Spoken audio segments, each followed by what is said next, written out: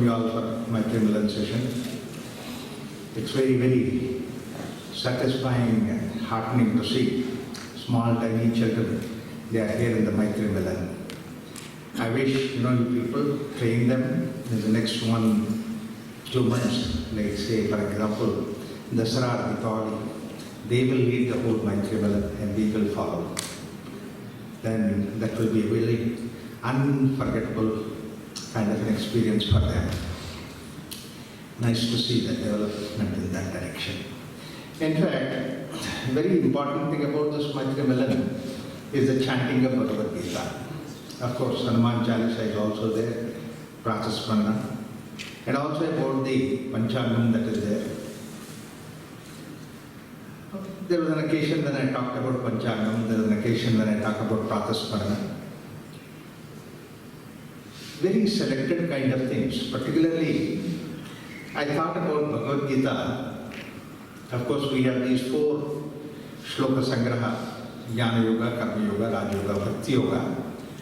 These are selected 18 verses from various chapters, each one of them, totally coming to 72 shlokas. If you can take up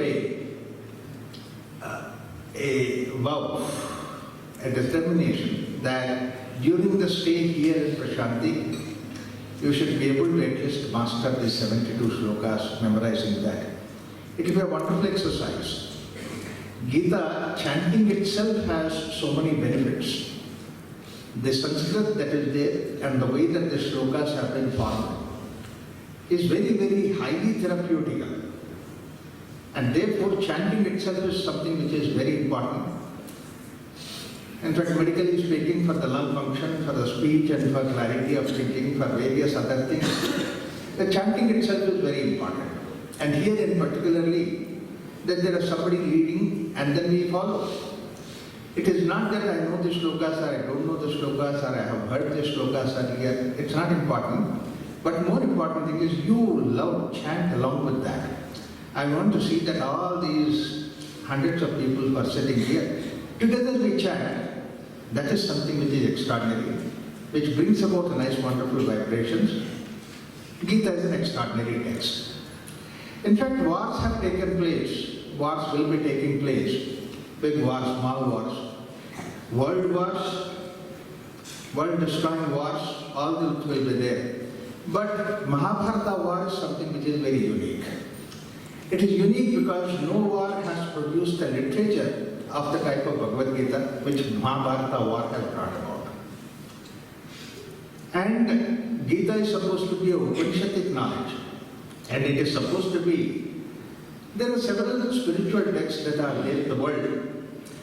And the text between the teacher and student, like we have all the Upanishads which are the discussion, the dialogue that goes on between the student and teacher.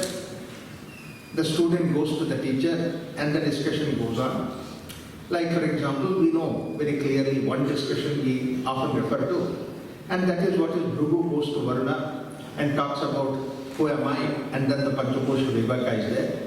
So the dialogue that goes on like that, not only in this culture, but in various other cultures also.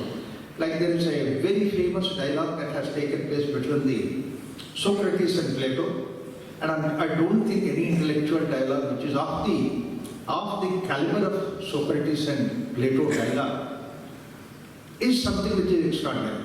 Similarly, like that, when you go, Nero's dialogues, they are also such wonderful thing. Sphinx, when it is born, that there were dialogues that are there in Egypt. So like that, all over the world, that there are dialogues that have taken place. In our culture also, there are dialogues. But this particular dialogue, all the other dialogues have taken place between the student and teacher when they sat together and the dialogue goes on. But then, this is particular thing which has taken place in the battlefield.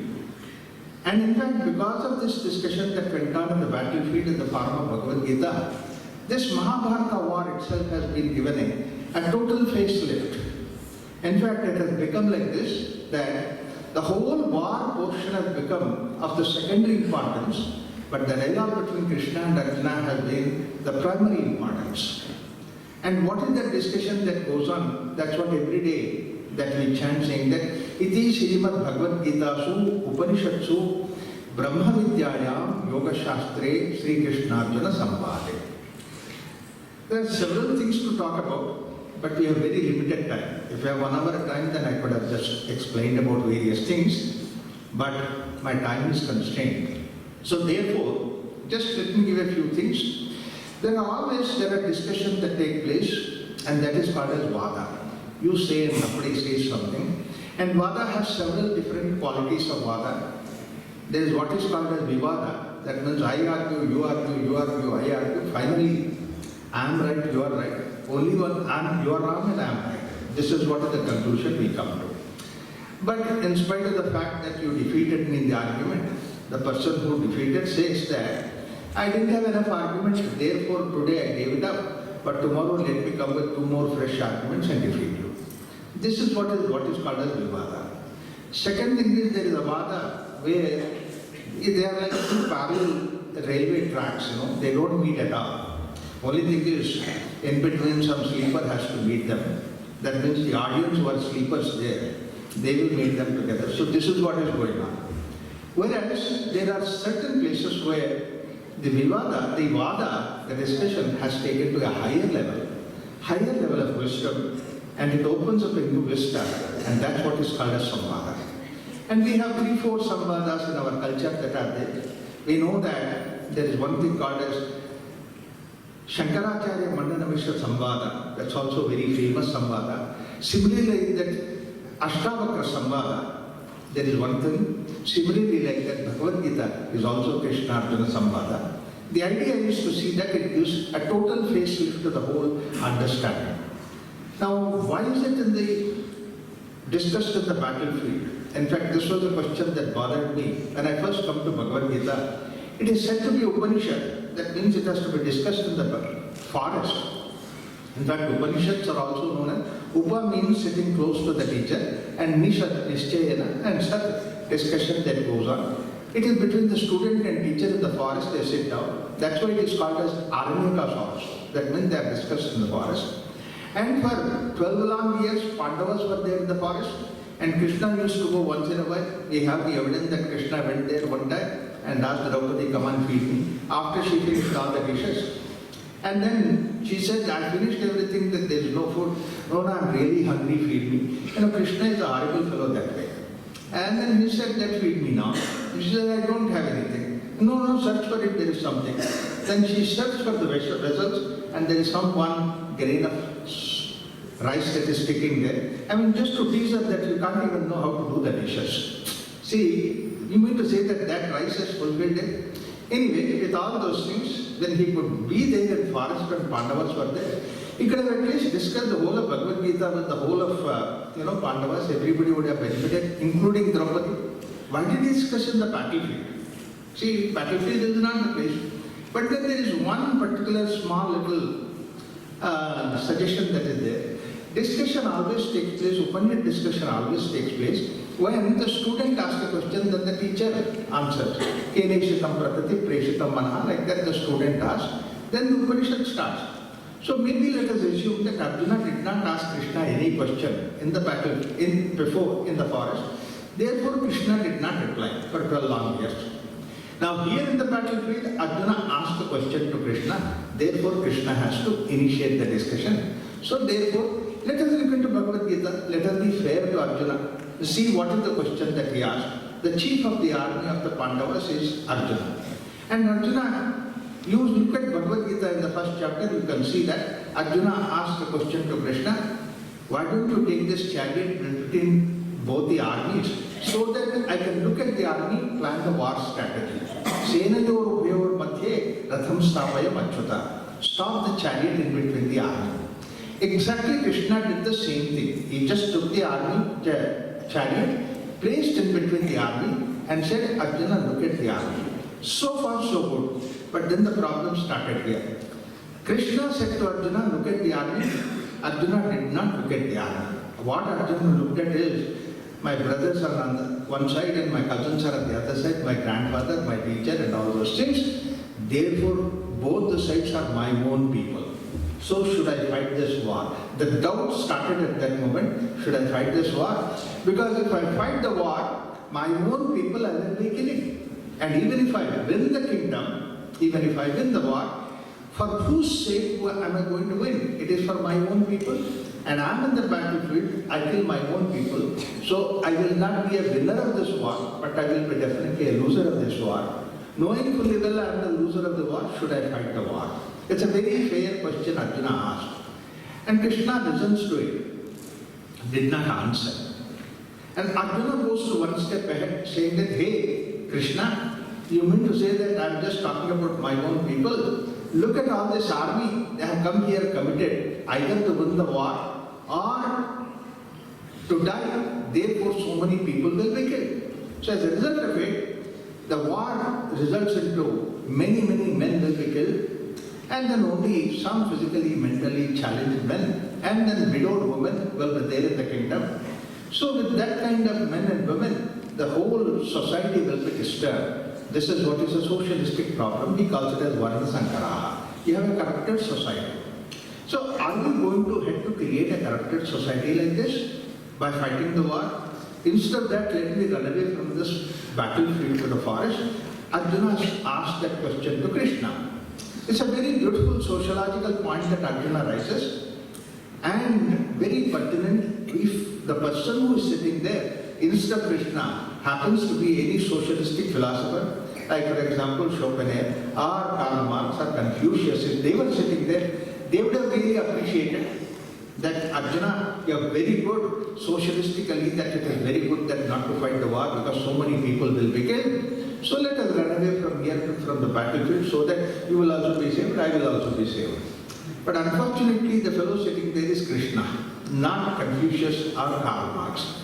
Therefore, Krishna did not answer right away. In fact, Krishna could have easily said, I know that this is right, Arjuna, fight the war now. I will explain about all this philosophy behind all those things later on. Because the battlefield is not the place where we discuss about philosophy.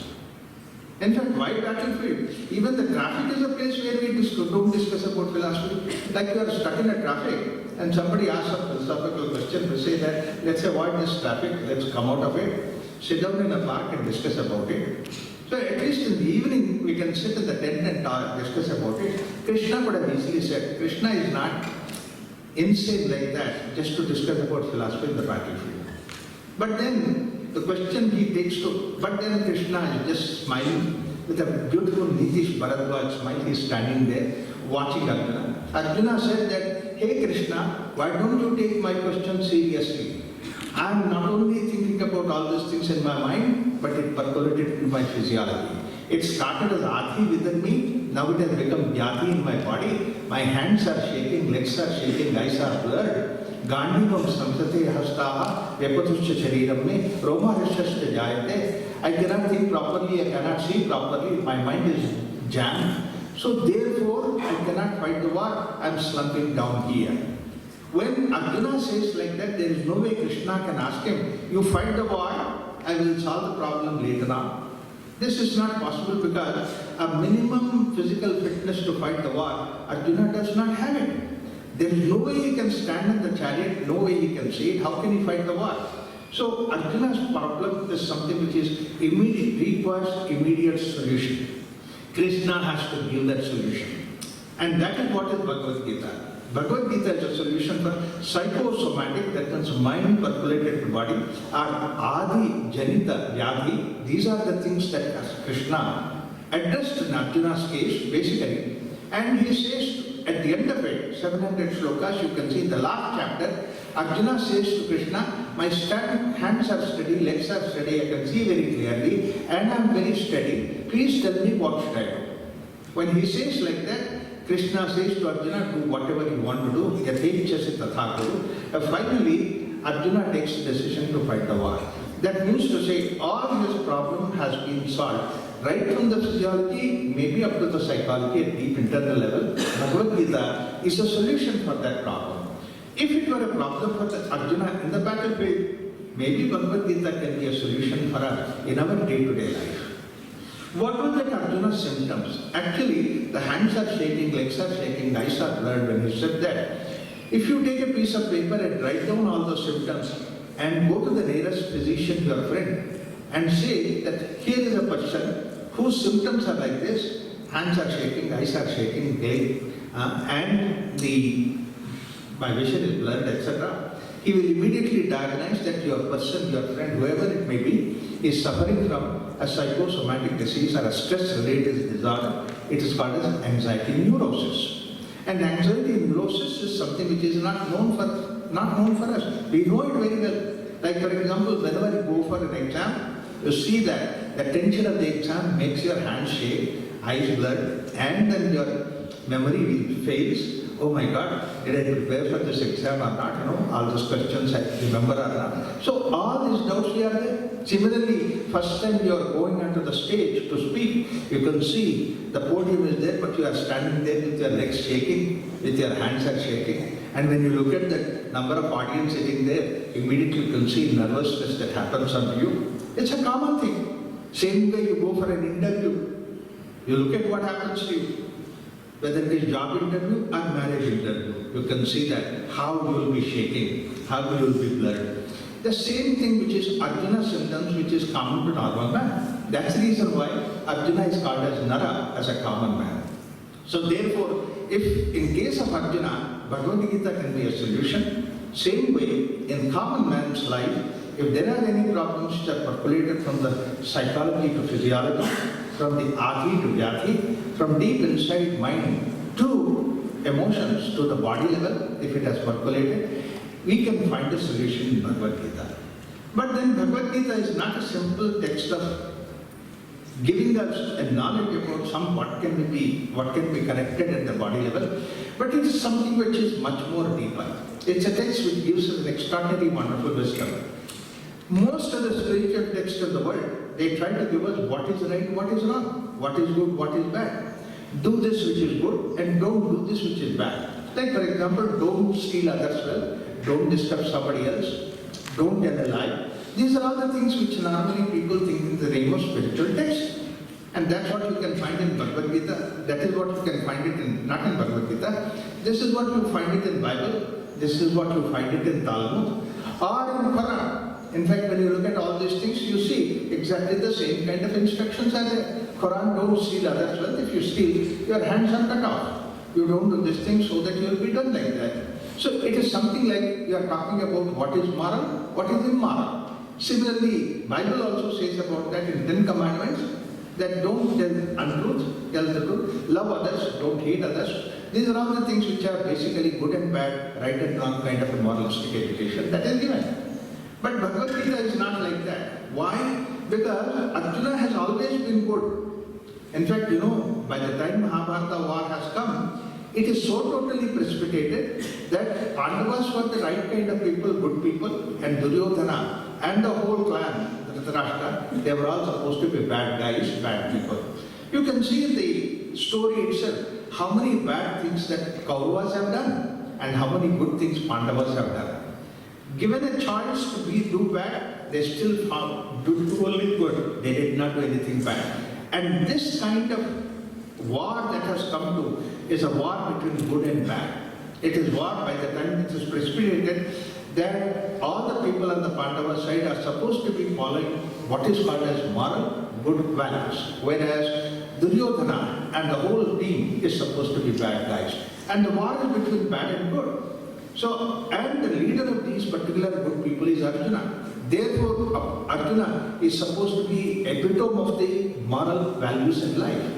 And when he is somebody who is standing like that with all that moral values, there is no way Krishna in the battlefield could say that don't steal others' wealth, don't tell a lie, follow the truth. Arjuna would say that I followed all those things throughout my life for 40 years and now I landed in the war. So now I am sure. That means to say, Arjuna's problem is not about good and bad, right and wrong. Arjuna's problem is different. In fact, on the other hand, somebody is good, also is somebody sensitive. And Arjuna's problem became that sensitivity. To go from the bad to good is the first journey that life requires. We need to do that. Moralistically, we need to follow that. A moral education, a civic education is something which gives us. But then Arjuna's problem was not that. It is something which is higher than the good and bad, right and wrong. And that's where this whole Bhagavad Gita is a lesson, which is not a moralistic lesson, but it is a spiritual lesson. In fact, for the sake of moral, what is good, what is bad, to tell you what is right, what is wrong, you don't require a Krishna to come and say. Traffic police will tell you. Traffic police will tell you that you are doing wrong, you do right. And you are not wearing helmet, you have to wear helmet. You know, all these things which a policeman can do it. And Arjuna, Krishna is not standing there as a policeman. He is not giving us a moral education. He is giving us a higher education. That means to say, where all the other moral texts stop, Bhagavad Gita begins. Gita is a knowledge which is beyond the pairs of opposite, good and bad, right and wrong. And that's what is a spiritual level. Good and bad, right and wrong will make you, at best, a good human being. A right human being in the society. But it has not yet become a spiritual human being. But this is something which is required. Yama, Niyama are the things which are really required in our day-to-day life to see that our yoga starts. It is not like that we have neglected Yama, Niyama, but I am interested in asana, pranayama, meditation. All those things do not function for you unless until you follow the Yama, Niyama for yourself. And Yama, Niyama are not something that you say that I follow for, like the asanas you do for 1 hour, pranayama you do for half an hour. Like that Yama, Niyama also I follow 1 hour a day. 1 hour a day I will not tell a lie. I will only be telling truth. 1 hour a day telling the truth will not suffice. You have to soak yourself in the truth itself. That's what Patanjali gives us. Who gives us the Yama, Niyama? He says that ahimsa is something which is like a yama that you do it. Similarly, satya is something that you follow.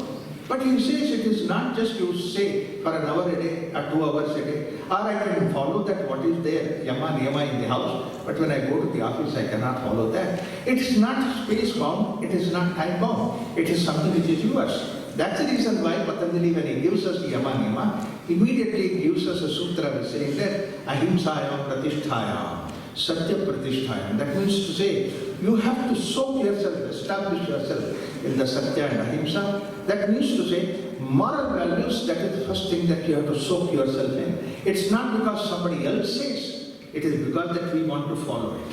Because it becomes, value is given by somebody else, but value is mine. Let me give a small little example, how important it is. Once in America, in Chicago, a friend of mine is driving me. Middle of the night, we finished our work. At 1 o'clock, we were coming back home. At 1, you see that all the streets are empty. Nobody is there on the street. Nothing is there. Only our car is going. And then suddenly there is a stop sign on the road.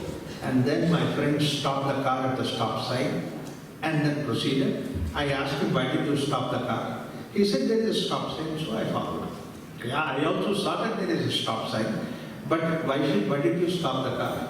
What do you mean by that? When the stop sign is there, we are supposed to stop. Therefore, I stop. All right, I am seeing the stop sign, and I know that we are supposed to stop, but then why did you stop?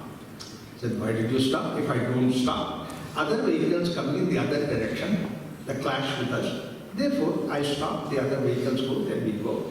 But you look at this night of 1 o'clock, there is no other vehicle, only our vehicle is there. Why did you stop?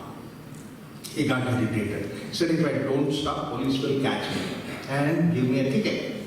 I said, no police in the visible distance, and there is no camera to CCTV to catch us. Why did you stop? Now he really became angry. He pulled the car aside, stopped, and asked me to get down from the car. I don't want you to sit in my car. I said, why? He said, the rules are there for us to follow because rules belong to us. I did not stop because of the other vehicles. I did not stop because of the police. I did not stop anything. But because I am the driver of the car and the rule belongs to me. Imagine that this country gives us so many rules and regulations. If you own those rules and regulations, that means to say, ahimsayam pratisthayam. If you become that, then you don't require any police to manage. You don't require any court to decide. You don't think of any fine or anything like that. You become the real citizen of this society. Let us become the first citizen of the society in this country.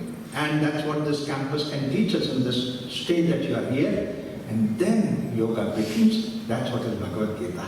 Let us adopt these morals from within. And let us adopt the spirituality from the outside, from these institutions like that. Let us become an illustrious human being. Thank you so much.